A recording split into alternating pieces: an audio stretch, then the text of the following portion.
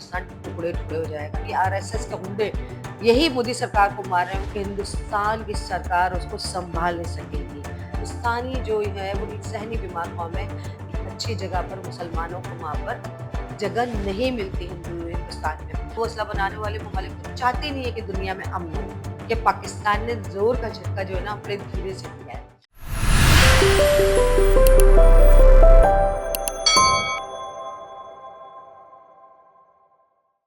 अस्सलाम वालेकुम नाज़रीन, मैं हूँ दुर्दाना शहाब और आप देख रहे हैं व्लॉग विद दुर्दाना शहाब। वो कहते हैं ना कि बादशाह की चूंजल बकरी पर। तो इस वक्त इंडिया की हुकूमत की भी यही सूरत हाल है कि वो पाकिस्तान की चूंजल जो है वो अपने शहरियों पर ही पाकिस्तान के साथ जासूसी के इल्जाम में गिरफ्तार कर रही है और उनको जो है एक पैनिक उसने क्रिएट किया हुआ है। जो मतलब पाकिस्तान जो लोग आए हैं जिसमें से एक लड़की ज्योति मल्होत्रा है, उस पर ये एलिगेशन लगाया कि लव जिहाद के नाम पर पाकिस्तान के एक लड़के ने उसको ट्रैप किया और ट्रैप करने के बाद उसने उसको पाकिस्तान मुख्तलिफ मौक़ों पर बुलाया। उस लड़की का सिर्फ कसूर इतना इतना है कि जब वो पाकिस्तान आई और उसने पाकिस्तान की हकीकत को बयान किया और बताया कि पाकिस्तान कितना मेहमान नवाज मुल्क है, पाकिस्तान कितना खूबसूरत मुल्क है और पाकिस्तान को देखकर उसको ये एहसास नहीं हुआ कि वो किसी दुश्मन मुल्क में आई है। जो इंडिया का मीडिया और इंडिया के सियासतदान पाकिस्तान को दुश्मन मुल्क गिरदानते हैं, तो उस लड़की की तमाम बातों की वजह से, उन तमाम व्लॉग्स की वजह से और उसके जितने भी वो ट्रैवल लॉग थे, व्लॉग्स थे, वो उनमें से अगर उसने 10 पोस्ट किए थे, दो 10 में से 6 या 7 ऐसे व्लॉग्स थे,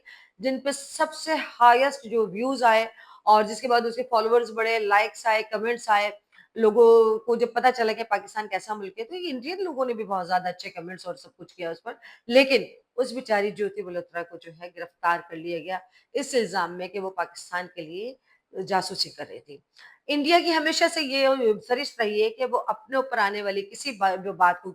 कोई भी हुकूमत हो इंडिया की और ये मोदी सरकार की तो खास तौर पे ये स्पेशलिटी रही है कि अपने ऊपर आने वाली बात को या अपनी किसी भी गलती का पर्दा वो जो है एक आम शहरियों पर या मुसलमानों पर वो निकालते हैं। अब इस दफा मुसलमानों पे जोर नहीं चला तो उन्होंने लव जिहाद के नाम पर पाकिस्तान के एक लड़के के साथ अपनी ही मुल्क की एक नेशनल जो इंडियन नेशनल लड़की है, हिंदू है जो जो मल्होत्रा, उस पे लव जिहाद के नाम पर उस बेचारी पे एलिगेशंस लगा दिए। मैं उसके वालिद का इंटरव्यू देख रही थी और उसके वालिद ने बारहा कहा कि हमारी एजेंसीज की परमिशन जब तक नहीं मिलती किसी भी इंडियंस को तो वो पाकिस्तान नहीं जा सकता। ये कैसी बात थी कि वो इंडियंस ने उनको परमिशन दी, वो लड़की आई वीजा लेकर आई, विदाउट वीजा नहीं आई, लड़की वीजा लेकर आई और उसके बाद उसने पाकिस्तान का सफर किया। पाकिस्तान में उसने लोगों के जो रवैयों को देखा, जो हकीकतन पाकिस्तानियों का रवैया होता है मोहब्बत का, अमन का, वो रवैया उस लड़की ने देखा और जब उस लड़की ने ज़ाती तजुर्बे के बिना पे जो कुछ देखा तो उसको बयान किया था, उस बेचारी पर भी पाकिस्तान की जासूसी का इल्ज़ाम लग गया।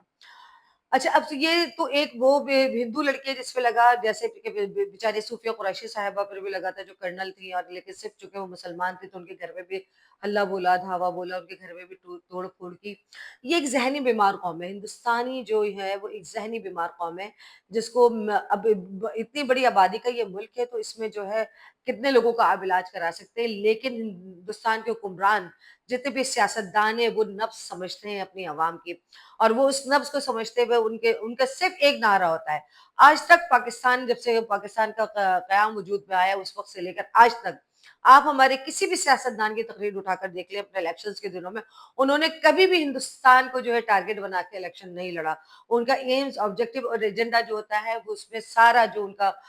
इलेक्शन से पहले का मैनिफेस्टो होता है उसमें सारे काम जो होता है, सारी बातें जो होती है वो पाकिस्तान के अवाम के लिए होती है, पाकिस्तान के अवाम की भलाई के लिए होती है। लेकिन आप इंडिया के जितने भी इलेक्शंस उठाकर देख लें, उसमें हर सियासतदान जो है सिर्फ एक ही तकरीर करता नजर आता है कि पाकिस्तान को खत्म कर देंगे, पाकिस्तान को भस्म कर देंगे, पाकिस्तान के टुकड़े-टुकड़े कर देंगे, पाकिस्तान के साथ ये कर देंगे, पाकिस्तान के साथ वो कर देंगे और बिलाखिर वो इलेक्शन जीत जाता है। पाकिस्तान नफरत में, इंडिया में सियासत और सियासत पे सीट हासिल करना, बेसिकली उसका टारगेट और मोटिव जो होता है पाकिस्तान नफरत का बयान देना होता है और जिसकी वजह से वो जीत भी जाते हैं। और जब वो जीत जाते हैं तो उसके बाद लाज़मी होता है कि उसको कंटिन्यूटी रखें, तो मुतअद्दिद बार उनके बयानात आते रहते हैं, वाक़यात और हादसात अपने मुल्क में करवाते हैं जिसमें पाकिस्तान को मौरूद इल्ज़ाम ठहरा सकें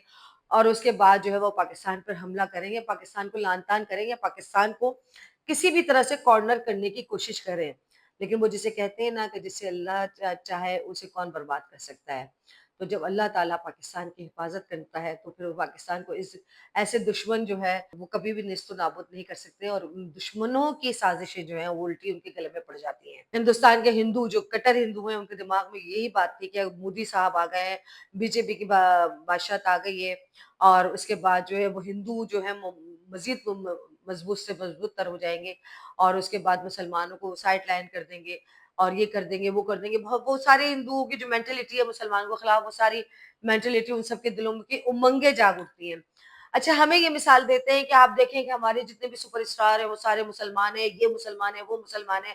تو آپ سے وہ بندہ، وہ مسلمان بندہ اس جگہ تک پہنچ پاتا ہے جو ایکسٹرا آرڈنری ہو، اس کے علاوہ کسی بھی اچھی جگہ پر مسلمانوں کو وہاں پر جگہ نہیں ملتی ہندوستان میں۔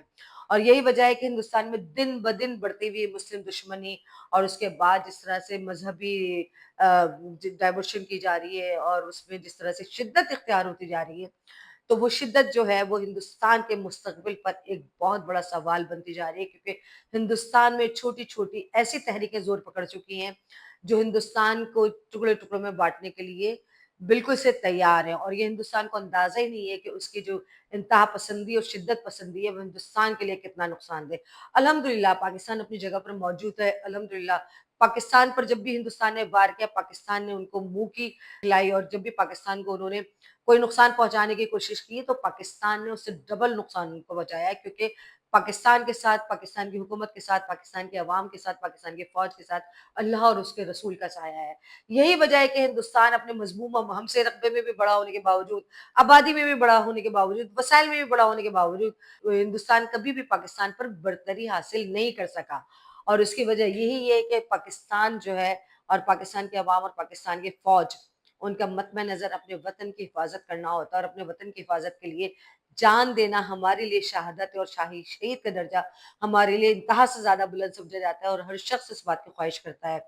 کہ وہ شہادت کا رتبہ حاصل کر سکے۔ میرے کچھ دوست ہیں جو بارڈر لائن پر تعینات تھے، تو انہوں نے بتایا کہ ہمارے یہاں ہم میں سے بحث ہوتی تھی کہ جب بہت شدید گولہ باری ہو رہی تھی، فائرنگ ہوتی تھی، تو ہم کہتے تھے کہ ہم جائیں گے آگے فرنٹ پر، دوسرا دوست کہتا تھا کہ ہم جائیں گے آگے فرنٹ پر۔ ان میں سے کسی کے دل میں یہ ڈر نہیں ہوتا تھا کہ ہم آگے جائیں گے اور شہید ہو جائیں گے، لیکن وہ یہ چاہتے تھے کہ ان کے والدین کو یہ سعادت نصیب ہو کہ ان کا بیٹا شہید ہوا ہے۔ ہندوستان ہمارا مقابلہ کہاں سے کر سکتا ہے؟ ہندوستان میں اس وقت جس طرح سے دنیا بھر میں ذلیل و خوار ہوا ہے ہندوستان، صرف اپنی پالیسیوں کی وجہ سے ذلیل و خوار ہوا ہے۔ آج ہندوستان میں خود لوگ یہ سوال کر رہے ہیں، ہندوستان کا میڈیا یہ سوال کر رہا ہے، ہندوستان کی عوام یہ سوال کر رہی ہے کہ اب 70-75 سال میں، 80 سال میں جب سے ہندوستان اور پاکستان قائم ہوئے ہیں، آج تک ہندوستان کے ساتھ ایسا نہیں ہوا کہ کسی ایسے موقع پر کسی ایک سنگل کنٹری نے، کسی ایک ملک نے ان کے لیے آواز اٹھائی ہو۔ آج تک ایسا نہیں ہوا کہ کسی نے ان کے فیور میں بات کی ہو۔ پاکستان کے ساتھ بھلے آذربائیجان جس کی بہت بڑی اکانومی جو ہے وہ ٹورزم پہ ڈیپینڈ کرتی ہے، لیکن اس نے بھی ان تمام چیزوں کی پرواہ کیے بغیر کہ ہندوستان سے ٹورسٹ باکو نہیں آئیں گے یا اس کے ملک نہیں آئیں گے، اس کی اکانومی کا کیا ہوگا، اس نے اس بات کی پرواہ کیے بغیر حق اور سچ کا ساتھ دیا، اور پاکستان کے ساتھ کھلے عام کھڑے ہونے کا اعلان کیا۔ پاکستان اور پاکستان کے عوام ٹرکی، چائنا اور آذربائیجان کی ممنون ہیں، کیونکہ انہوں نے بنا کسی غرض اور غائیت کے، کیونکہ ترکی کو بھی پاکستان سے کوئی غرض نہیں، چائنا کو بھی کوئی نہیں، اور آذربائیجان کو بھی کوئی غرض نہیں ہے، لیکن انہوں نے بنا کسی غرض و غائیت کے انہوں نے پاکستان کے ساتھ کھڑے ہونے کا اسٹینڈ لیا، اور یہی زندہ قوموں کی مثال ہوتی ہے۔ اور پاک چین دوستی تو ہمیشہ سے بے مثل رہی ہے، چائنا نے ہمیشہ سے پاکستان کا ساتھ دیا ہے، ٹرکی نے ہمیشہ سے پاکستان کا ساتھ دیا، اور جہاں موقع ملا پاکستان کو ٹرکی کا ساتھ دینے کا، چائنا کا ساتھ دینے کا، تو پاکستان نے ان کا ساتھ دیا، آذربائیجان کا ساتھ دیا۔ جب آذربائیجان پہ کچھ اس طرح کا وقت آیا تھا، دوستی یہ کہلاتی ہے۔ دوستی آپ کا پاور یا آپ کا پیسہ نہیں دلاتا کہ آپ یہ ہندوستان یہ سمجھتا تھا کہ اس کے پاس پیسہ بہت ہے، وسائل بہت ہیں، وہ لوگوں سے بہت بڑی بڑی اسلحے کی ڈیلز کرے گا، لوگوں سے بہت بڑا بڑا جو ہے نا جنگی سامان خریدے گا، اور اس کے بعد وہ لوگ اس کے دوست ہو جائیں گے۔ یہ لوگ کسی کے دوست نہیں ہوتے۔ دنیا میں سب سے بڑا کاروبار جو ہے وہ جنگی اسلحہ اور ان کے تمام خرید و فروخت کا کاروبار دنیا کا سب سے بڑا کاروبار ہے۔ جس دن دنیا میں امن ہو گیا تو ساری معیشت بڑھ جائے گی، کیونکہ سارا ڈپینڈ اسی پہ کرتا ہے۔ جو کمزور ممالک ہیں وہ اپنی بقا کے لیے ان جو بڑے ممالک ہیں جو اسلحہ سازی کرتے ہیں، جو جہاز بناتے ہیں، جو میزائلز بناتے ہیں، جو یہ تمام چیزیں کرتے ہیں، وہ چھوٹے-چھوٹے ممالک اپنے معیشت کی غربت کے باوجود بھی ان لوگوں سے یہ اسلحہ خریدنے میں مجبور ہوتے ہیں۔ ابھی حال ہی میں دیکھ لیجئے کہ ٹرمپ صاحب نے جب شرق وسطیٰ کا دورہ کیا تو سعودی عرب نے بھی کئی ملین اور ٹریلین ڈالرز کی جو ہے ڈیل ان سے اسلحے کے لیے کی، کویت نے بھی کی، یو اے نے بھی کی۔ تو یہ ایک بہت بڑی منڈی ہے، یہ ایک بہت بڑا کاروبار ہے جو جس کی وجہ سے یہ جس سے کہ سپر پاورز ہیں جو کنٹریز جو اسلحہ بنانے والی ممالک ہیں، وہ اسلحہ بنانے والے ممالک تو چاہتے ہی نہیں ہے کہ دنیا میں امن ہو۔ ہم چونکہ ایک امن پسند ملک ہیں اور امن پسند ہمارا سوچ ہے، تو اس کی وجہ سے ہم کبھی بھی اس ریس میں نہیں چلے، حالانکہ اس شکست فاش کے بعد انڈیا آہستہ آہستہ انڈیا کا میڈیا اور انڈیا کے عوام اس کو ایکسپٹ کرنے پہ تیار ہونے شروع ہوئے کہ پاکستان نے زور کا جھٹکا جو ہے نا بڑے دھیرے سے دیا ہے، لیکن جو دھیرے سے جھٹکا دیا ہے وہ لگا بہت زور سے ہندوستان کو، اور اس کی وجہ سے جو ہے ہندوستان کی سائبر سیکیورٹی، ہندوستان کا میزائل سسٹم، ہندوستان کا ایٹمی پروگرام، یہ سب رسک پر آ گیا، اور یہ دنیا نے دیکھ لیا کہ یہ کتنا بڑا رسک ہندوستان اس وقت دنیا کے لیے ثابت ہوا ہے۔ یہی وجہ ہے کہ کوئی بھی ہندوستان کے ساتھ کھڑا ہونے کے لیے تیار نہیں ہے۔ ہندوستان وہ ملک ہے جہاں پر اپنے مفادات کے لیے اپنے ہی لوگوں کو قتل کر دیا جاتا ہے، اور اب مجھے یہ بھی خدشہ ہے، اور میں بارہا یہ بھی کہہ چکی ہے کہ مودی صاحب جو اس وقت یہ ترنگا یاترا ان کی ہو رہی ہے، اس میں اتنا کہا تو ہے لیکن امیت شاہ جتنے آگے جا رہے ہیں اور دیگر رہنما جا رہے ہیں، مودی صاحب کو بالکل ایک سیکیورٹی کے اس میں رکھا گیا ہے۔ یہ نریندر مودی جن کا نام ہے، جو اپنے آپ کو ہندوستان کا چوکیدار کہتے ہیں، اور یہ وہ چوکیدار ہے جو چوکیدار ڈاکوں کے ساتھ مل جاتا ہے اور اس گھر میں ڈاکہ ڈلواتا ہے۔ تو انہوں نے یہی کیا ہے، مودی سرکار نے یہی کیا ہے کہ ان لوگوں کے ساتھ مل گئے جو ہندوستان کو نقصان پہنچانا چاہتے ہیں، اور ان لوگوں نے پھر ہندوستان کو نقصان پہنچا دیا۔ تو اس چوکیدار کا حشر جو ہے آر ایس ایس ہی کرے گی، اور آپ دیکھے گا کہ وہ دن دور نہیں ہے کہ جب یہ آر ایس ایس کے غنڈے یہی مودی سرکار کو مار رہے ہوں گے، کیونکہ متعدد ویڈیوز آ رہی ہیں انڈیا کی جانب سے، اور خاص طور پہ آسام میں جس طرح سے ہندوستان کی فوج جب واپس آ رہی تھی تو آسام کے لوگوں نے کس طرح سے بری طرح سے مار کر پیٹ کر بھگایا ان لوگوں کو، اور جتنی بے عزتی جتنی ہیوملیشن ہو رہی ہے اس وقت، جتنا ہیوملیٹ کیا جا رہا ہے انڈین آرمی کو اس وقت پورے ہندوستان میں، ہم اس کا تصور بھی نہیں کر سکتے۔ ہمارے فوجی نوجوان اگر کہیں سے پسپائی بھی اختیار کر کر آتے تو ہم ان کو اپنے سر پر بٹھاتے ہیں، کیونکہ انہوں نے کم از کم کوشش تو کی، کچھ حالات اور وجوہات ہوں گی جن کی وجہ سے وہ سکسیس نہیں حاصل کر سکے، لیکن ہندوستان کی یہ ذہنیت ہے، یہ سوچے کہ ان کے نظر میں اپنے سپاہیوں کا جو بارڈرز پہ ان کے لیے کھڑے ہوتے ہیں اور حفاظت کر رہے ہوتے ہیں لوگوں کی، ان کا احترام نہیں ہے، وہ ہمارا مقابلہ کریں گے۔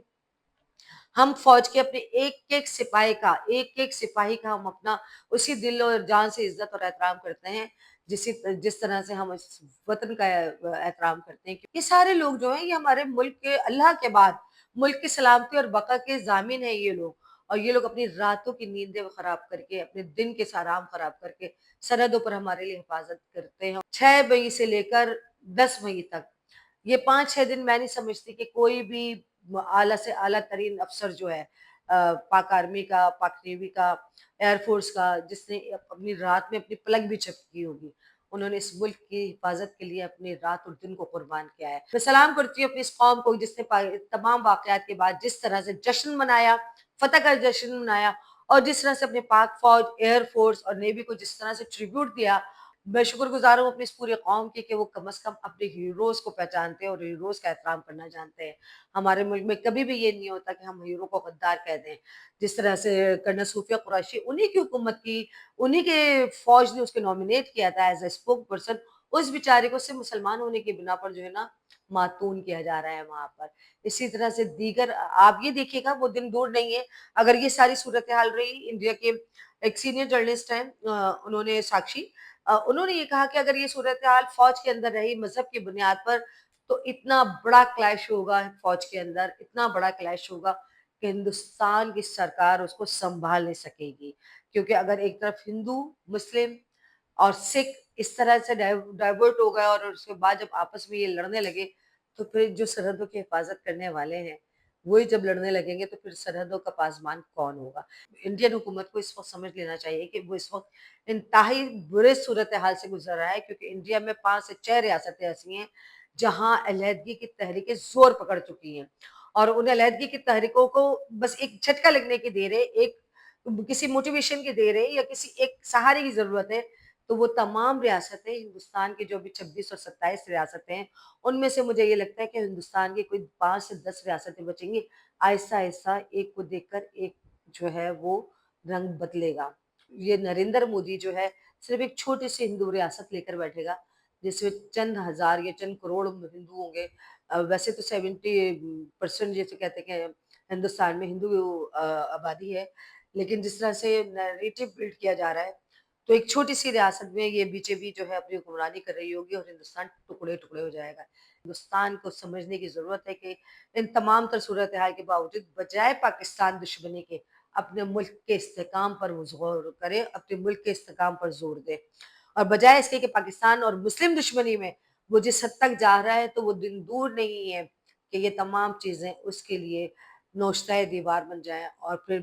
نریندر مودی ہندوستان کے لیے ایک عبرت کا نشان بن جائے۔ اس کے ساتھ ہی مجھے اجازت دیجیے۔ اللہ حافظ۔